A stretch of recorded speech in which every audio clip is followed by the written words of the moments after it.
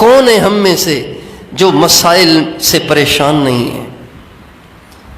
ابھی اگر میں آپ حضرات سے درخواست کروں نا کہ میں ابھی عمرے پہ جا رہا ہوں، آپ مجھے پرچی پر اپنی ساری پریشانیاں لکھ کر دے دیں، تو یقین جانیں آپ میں سے ہر ایک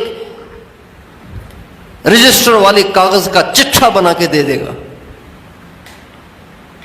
یہ مسئلہ یہ مسئلہ یہ مسئلہ یہ مسئلہ یہ مسئلہ، ایک لمبا چٹھا بنا کر، ایک لمبی لسٹ بنا کے آپ میں سے ہر ایک دے دے گا۔ اس لیے کہ مسائل تو ہیں نا، مسائل تو ہیں، لیکن مسائل ہیں تو صحیح، جس نے مسائل حل کرنے اسے مانگتے ہی نہیں۔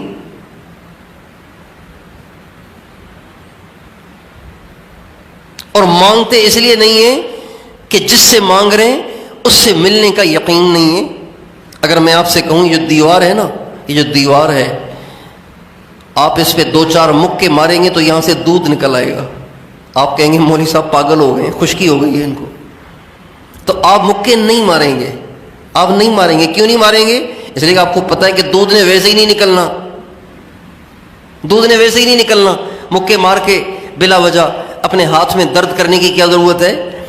نبی پاک علیہ السلام فرما رہے ہیں رمضان کی ہر دعا قبول ہے، ہم نہیں مانگ رہے اس لیے کہ یقینی نہیں کہ مانگیں گے اور ملے گا، یقینی نہیں کہ مانگیں گے تو ملے گا۔ جن کو یقین ہوتا ہے، اللہ پاک کی ذات پہ یقین ہوتا ہے، اللہ پاک کے نبی کی بات پہ اعتبار ہوتا ہے، تو ان کو آپ دیکھیں ملتا ہے۔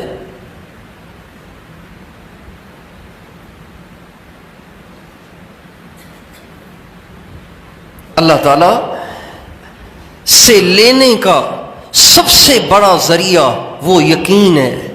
جیسے کسی ملک میں داخل ہونے کے لیے اس ملک کا ویزا ضروری ہے نا، ویزے کے بغیر آپ کی اس ملک میں انٹری نہیں ہو سکتی، انٹری نہیں ہو سکتی۔ اسی طرح اللہ تعالیٰ کے خزانوں سے لینے کے لیے یقین کا ویزا ضروری ہے۔ اپنے دل کی طرف جھانکیں، آپ کو اس بات کا یقین ہے کہ جب آپ ہاتھ اٹھائیں گے اللہ آپ کے ہاتھوں کو آئے گا، آپ کو اس کا یقین ہے؟ اگر یقین ہے تو سچ پوچھیں، آپ مانگ کے دیکھیں، آپ کو مل جائے گا۔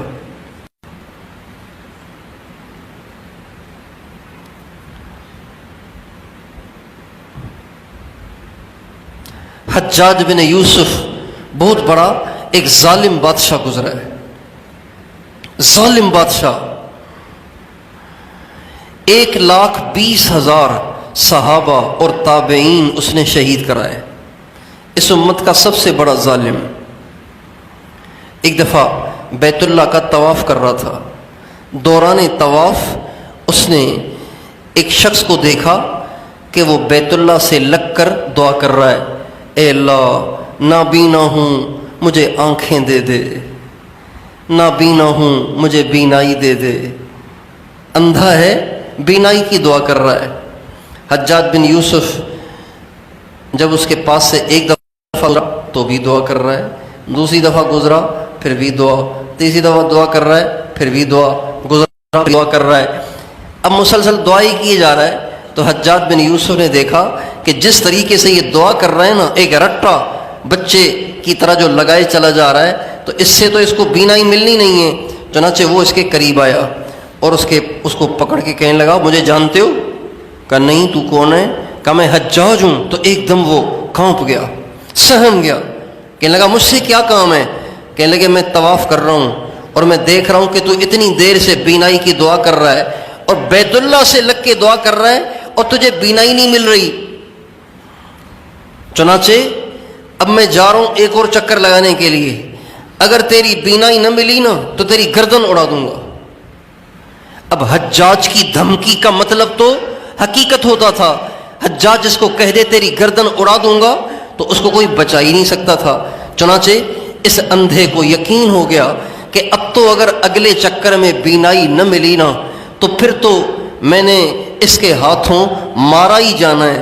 چنانچہ اب کے جو اس نے دعا کی نا تو وہ دیکھنے جیسی تھی، کہنے لگا اے اللہ اندھا تو پہلے ہی ہوں، اب تو جان بھی جانے والی ہے، مہربانی کر بینائی دے دے ورنہ گردن اڑا دے گا یہ ظالم میری۔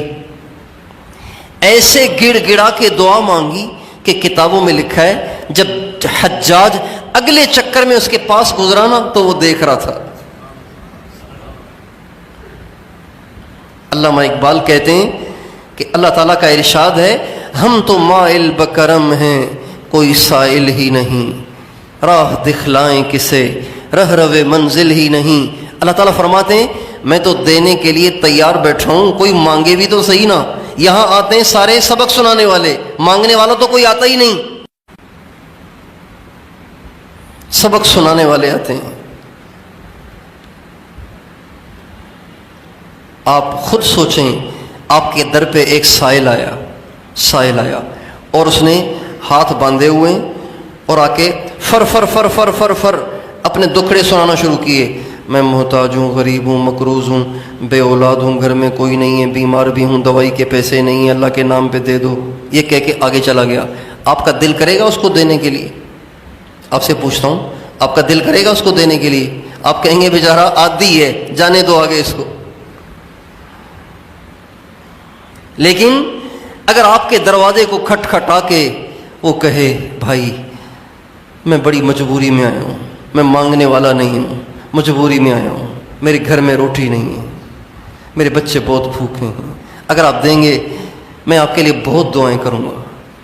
اس کے چہرے پہ غم کے آثار ہیں، اس کی آنکھوں میں آنسو تیر رہے ہیں، اور وہ فرفر نہیں بول رہا، وہ چھوٹے چھوٹے جملے بول رہا ہے، لیکن دل کی گہرائیوں سے درد میں بھرے ہوئے جملے بول رہا ہے۔ آپ کی جیب میں نہیں بھی ہوگا نا تو آپ گھر جائیں گے اور بیوی سے کہیں گے دیکھو کہیں کچھ رکھا ہو تو دے دو، بڑا مجبور آیا ہوا ہے۔ تو بھائیو، اللہ تو بڑا کریم ہے، اللہ تو بڑا مہربان ہے، ماؤں سے زیادہ مہربان ہے، وہ کیوں نہیں دے گا؟ وہ دے گا، بشرطے کہ ہم اس سے مانگیں، اور جیسے مانگنا چاہیے ویسے مانگیں۔